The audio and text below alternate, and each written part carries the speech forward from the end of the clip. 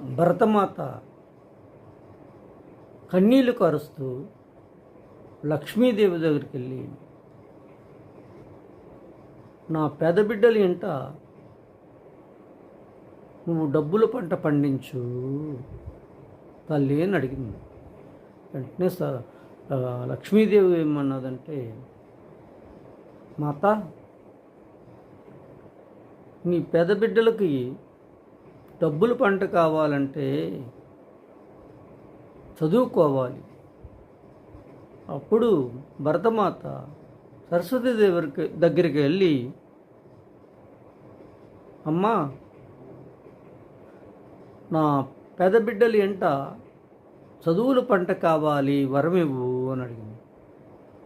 అప్పుడు సరస్వతీదేవి ఒక మాట అన్నారు, నీ బిడ్డలకి చదువు కావాలంటే క్రమశిక్షణ ఉండాలి.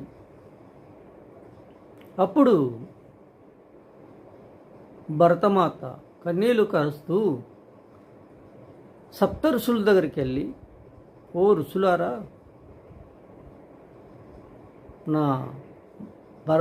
నా బిడ్డలకు క్రమశిక్షణనివ్వండి అని సప్త ఋషులను కోరింది.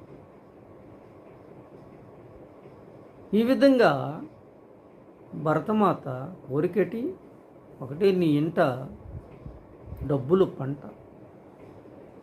మరొకటేటి నీ ఇంట చదువులు పంట కావాలని కన్నీళ్లు గారుస్తూ దేవతలను కోరితే,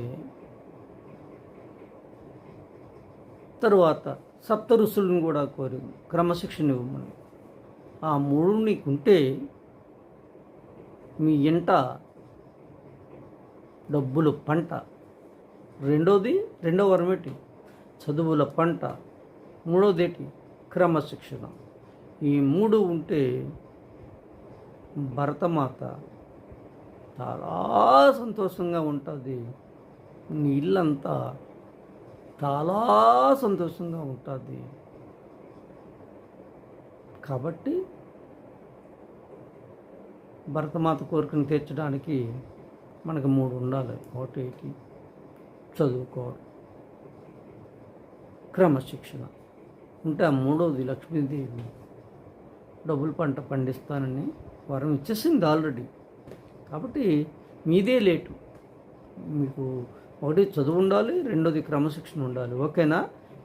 మీకు కావలసినవన్నీ జరుగుతాయి.